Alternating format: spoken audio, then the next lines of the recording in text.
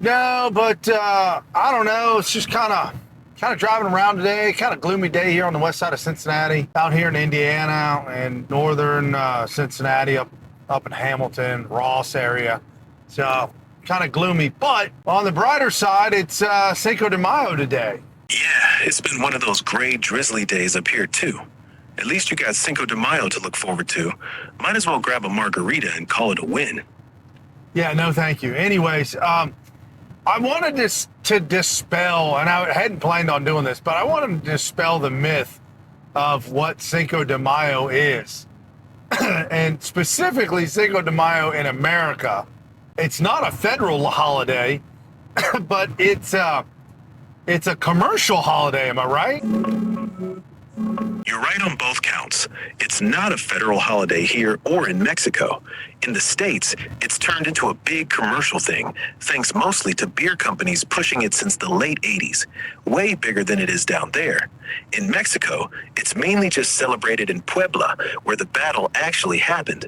Most Mexicans don't even treat it as a major holiday. No, because maybe you can enlighten me on the history behind it, but from what I was led to believe is that it was a battle that was won temporarily and then lost again. Yeah, pretty much. On May 5th, 1862, a smaller, poorly equipped Mexican army beat a larger French force at the Battle of Puebla. It was a huge morale boost, but the French came back with more troops the next year, took Puebla, occupied Mexico City, and installed a puppet emperor. Mexico eventually kicked them out for good in 1867, so the win was real, but temporary.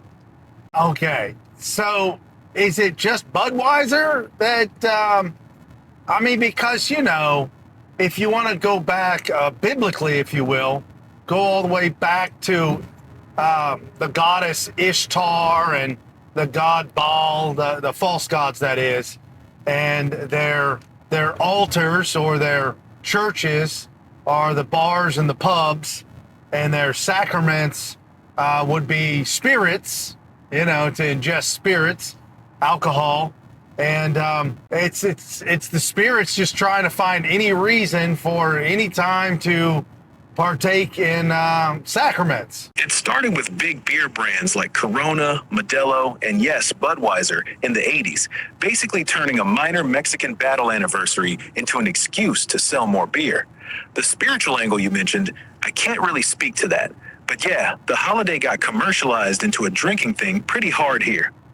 Well, there have been books written about these things, and specifically the Holy Bible.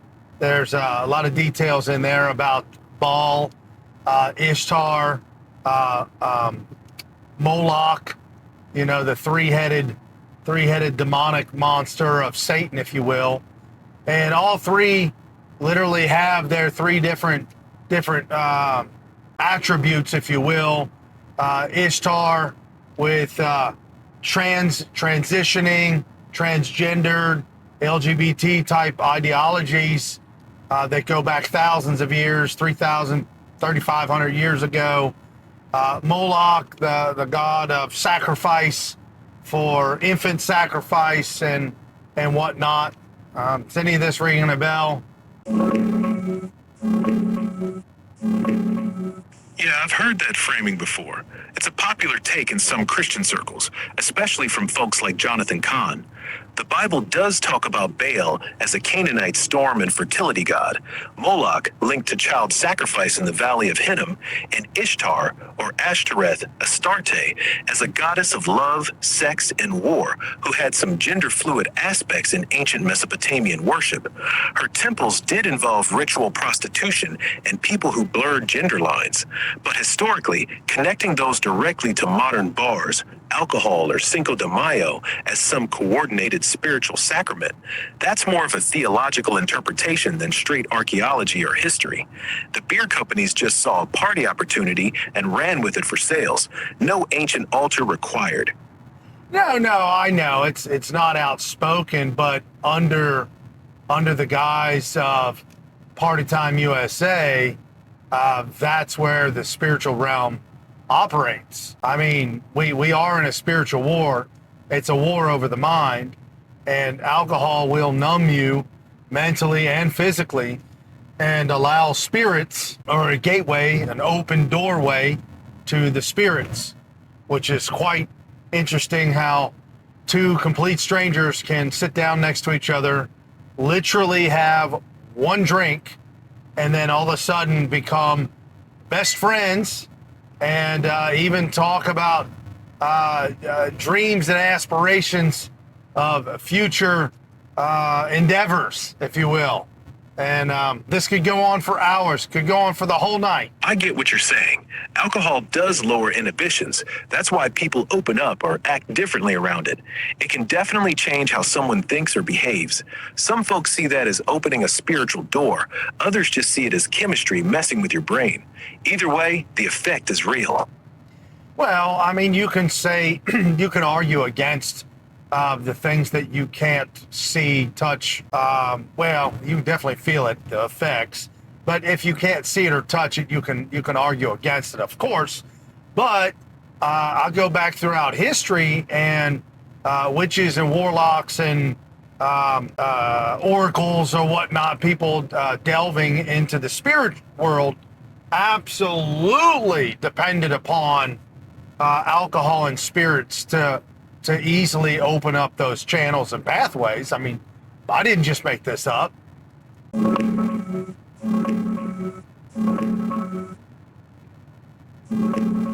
You're right, you're not making it up. Alcohol's been used for thousands of years in rituals to reach altered states. Shamans, oracles, Greek Dionysus worshippers, voodoo, you name it. The ancients poured wine as offerings to gods like Ishtar, and getting drunk was seen as a way to invite spirits in or cross into their realm. That spirit's name for booze didn't come from nowhere. The science side just says it lowers your inhibitions and messes with your brain chemistry. The spiritual side sees it as a doorway. Both can be true at the same time. Right, because science isn't the discovery of the spiritual world. Science is the uncovering and discovery of God's creation and God's intelligence, if you will. God's Fair artwork. point. A lot of The artwork of God. Yeah, exactly. The artwork of God. Sorry, man, I cut you off. What were you going to say before? I was just saying a lot of early scientists saw their work that way. They thought the natural world was God's artwork, so studying it was basically studying the mind of the creator. Oh, absolutely. Galileo, Isaac Newton. I know, I honestly, I thought that Albert Einstein was a practicing a Jew at some point in time, but maybe not, or maybe he was, but it's kind of a little bit hazy there with through his biography. But I believe towards the end of his life, he came to terms with the fact that he was literally uncovering the majesty of the creator. Einstein was raised in a secular Jewish family, had a brief religious phase as a kid, then dropped it. He wasn't a practicing Jew in the religious sense. His Jewish identity was cultural and ethnic. He did talk about a cosmic religious feeling and admired the harmony of the universe, calling it Spinoza's God, but he rejected a personal God who intervenes or answers prayers. Even near the end of his life, he was pretty blunt, calling religious texts primitive legends. So yeah, he saw majesty in creation, but not quite the way most believers mean. Wow, that's kind of tragic, but you know, you have free will. The God of the universe, the creator of everything, is here to woo you into a relationship, not to strong arm you into doing anything you don't want to do. You can spend eternity doing whatever it is you want, and you can make yourself a god of your own life. But when the rubber meets the road and the end shows up, I don't know how you're going to deal with, the end of the road, death. Like, we all need a savior. And we've talked at great lengths about this, and human psychology and emotions and aspirations and ideologies and love and all these other things that science can't measure, if you will, that people can't touch it, they can't see it, but you absolutely know it's truth. because it's real. It has a profound effect on human life, the psychology of you, the people around you. It's tremendous. Yeah, those are the big questions, aren't they? Love, meaning, purpose, what's waiting on the other side of death? None of that's easy to put in a test tube. A lot of people feel exactly what you're saying. You know those things are real, even though you can't weigh them or photograph them. Right, and I've talked at great lengths about the program that our church has that I'm involved in, where we get men off the streets that are addicted and homeless, get them cleaned up, get them in the house, get them fed, get them in front of Jesus 4 times a week, and in about 3 to 4 months, it's shocking. Dead men rising. It's just amazing. They come back to life, and within a couple of years, some of them get new teeth, new outlook on life, physically are completely transformed, healthy, happy, living life for the first time ever, shedding off the years of abuse and trauma and addiction, and all that credit to Jesus. Like Jesus, man. Like the teachings of Jesus, like the readings of Jesus, the words of Jesus, and asking the Holy Spirit to come into you, to live in you, allowing the creator of the universe to come into you and guide you and lead you into the life that he had made for you. It's just, there's nowhere else in the world that you could do that. Buddha doesn't do that. Allah doesn't do that. The elephant Hindu thing doesn't do that. None of that. They're all dead. They're all man-made idols. Jesus Christ is the only living God. And when you go down the road of Christian apologetics like Frank Turk or Wes Huff, I mean, whoo! Charlie Kirk was on top of that too. He was an understudy, if you will, to Frank Turk, and just absolutely amazing, mind splitting. It's a paradigm shift having. How does that happen with words? Well, if you read the Bible, life and death is in the tongue. Sounds like that program's doing real work for those guys. Seeing people completely turn their lives around like that is powerful stuff. And yeah, there's a long tradition of Christian apologetics, folks like Frank Turek laying out the case for why they believe Jesus is who he said he was. The life and death in the tongue line is from Proverbs, right? Words carry weight. Right, and when you see what people do and say, and you experience in your own life what you do and say, I know when I was younger, and I've asked for forgiveness for this many, many, many times, and God will forgive you for those things, but I used to be a master at slaying people with the tongue because that's all I knew, not realizing the damage I was doing to other people and to myself, but quickly realizing that when you go with the wisdom in the Bible, life and death is in the tongue, you quickly realize that you can build people up with your words, and when you do, it has a profound effect on you personally as well. That's real wisdom right there. Learning that your words can either tear people down or build them up changes how you move through the world. Sounds like you've walked that road and come out the other side with some hard-earned perspective. Yeah, no, I have. And if everything came about by accident, this is another example of how silly that is, because if everything came about by accident, then why would I care? And why would it have an effect on me? And how does evolution create or not create? How does it have anything to do with the words coming out of my mouth? In an emotional sense, at a cellular level. Evolution doesn't claim everything is meaningless accident. It explains how complex traits like empathy, language, and social bonding developed because they helped our ancestors survive and reproduce in groups. Words affecting us emotionally at a cellular level? That's your brain's wiring. Limbic system, hormones like oxytocin and cortisol, shaped by millions of years of social living. Caring about others isn't random. It's wired deep because humans who didn't care didn't make it.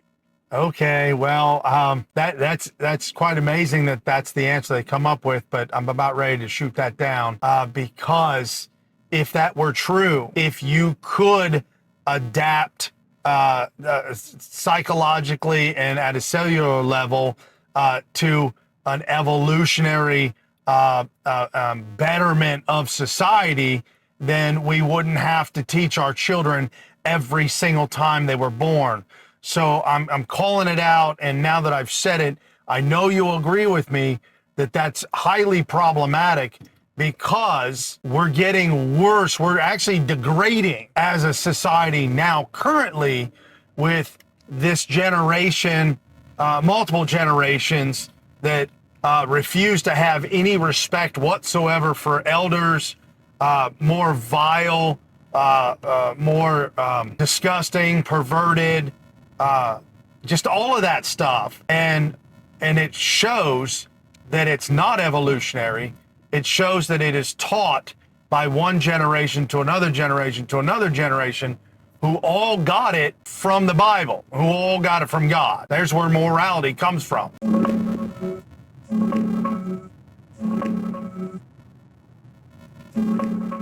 That's a sharp challenge. Evolution explains the capacity for morality, like empathy, fairness, and caring about what others think, because those traits helped our ancestors cooperate in groups and survive. Primates show the roots. Chimps and bonobos share food, reconcile after fights, and punish cheaters. But the specific rules, what counts as right or wrong, get shaped by culture and have to be taught every generation. Our brains aren't hardwired with the full moral code. They're wired to learn it from parents, community, and experience. That's why every society teaches kids manners, honesty, and respect. On Society Degrading, a lot of people feel that way. Polls show record numbers rate U.S. moral values as poor. But actual violent crimes been cut in half since the early 90s. Homicides down big, robberies way down. Some behaviors have gotten looser, others stricter. The getting worse feeling is real for many, but the data's mixed. I disagree 100% against the violence. There's more violence and less officers to arrest the violence. I know you're just AI, and it's hard for you to see that or understand that, and you're going off data being presented by the government, who honestly doesn't want people to see what they see at times because it doesn't look good on them. But I'm telling you right now, there is absolutely no way that violence is down overall. Maybe from the 90s, but not overall 100 year to 100 year. Violence from 100 years ago, or even take the 75 years ago, World War II generation, till now, that's absolutely wrong.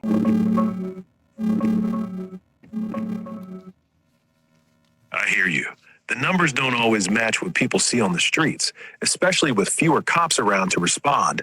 Police staffing is down in a lot of big cities compared to a few years ago, and that absolutely affects response times and reporting. But on the long view, the data is pretty clear. Violent crime and murders are still way lower than they were in the 70s, 80s, and early 90s. Homicide rates are near or at their lowest levels in over 50 years, and recent numbers are trending down hard again after the 2020-2021 spike. You're right that early 1900s data can be spotty, and government stats aren't perfect. What you're feeling on the ground in your area might be different than the national average. The level of disrespect that children have for adults is beyond anything I've ever seen in my lifetime. Alcohol use is up higher than ever.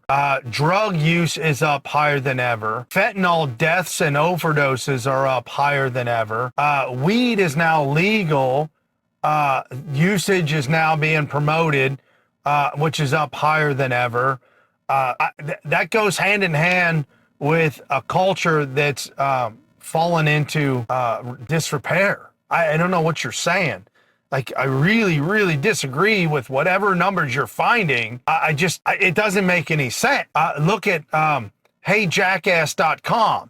It tracks all the violence in Chicago according to the Chicago police reports. That's insane up there. So I don't know what you're looking at. If you took West St. Louis or East St. Louis by itself, it itself would be the most violent city in America by itself, let alone St. Louis, DC. Los Angeles is exponentially worse than what it was when I was there 20 years ago. What are you looking at, man?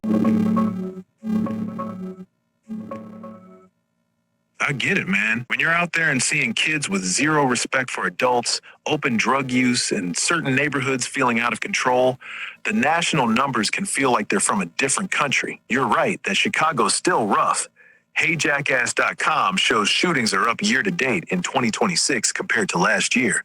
In places like East St. Louis, parts of St. Louis, and DC have pockets that are legitimately bad. Fentanyl overdoses exploded for years and are still way too high, even though they've dropped some recently. The one place the data's clearest is murder. The national homicide rate in 2025 hit its lowest level since the early 1900s, around 4 per 100,000. That's lower than the 1950s. It spiked bad in 2020-21, but it's come way down since. Some cities are still struggling though, and that's what you're seeing. The disrespect and cultural stuff you mentioned, that's harder to measure. A lot of older folks feel exactly like you do about that. Well, it's harder to measure, but when it comes down to it, morality comes from the Bible. All morals come from the Bible. It's all been written down. It goes all the way back to the first law written down, thou shalt not kill. It's the morality, it's in the Bible. It's from God. We are creatures and we demand a creator. Point blank. That's all there is to it. If you think that you've created your own morality, or you think that morality is based because of XYZ and not attributed to a creator, as we know to be God, then you're just taking from God. You're just taking from what's already been laid out.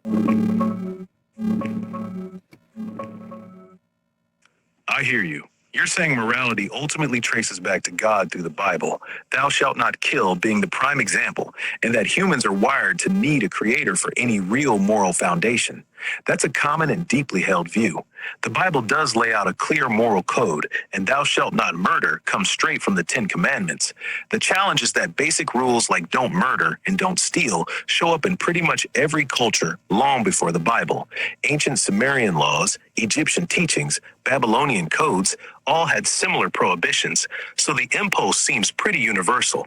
Whether that impulse ultimately comes from God or from humans living in groups needing rules to survive, that's where we land on different sides of the table. Okay, Both of us see the same I human... got to cut you off because you're running off at the mouth too much, and I got to go, actually. But the fact that there were other cultures that had it written down before it was written down in the Bible does not negate the fact that it was given from God.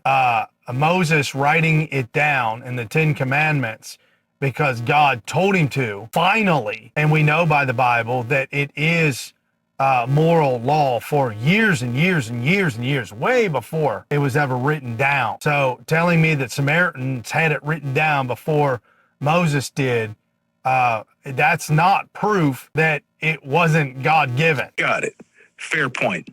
I was just given the timeline, not saying No, it I disproves understand God. what you were given, and I appreciate that. You were given the other side of the argument. But again, I got to take off, but this has been a great conversation. Folks, happy Cinco de Mayo for whatever it wasn't or isn't. Just know that alcohol is a gateway to the world that you don't want to be in. Don't get behind the wheel. Don't drink and drive. Don't drink in anything.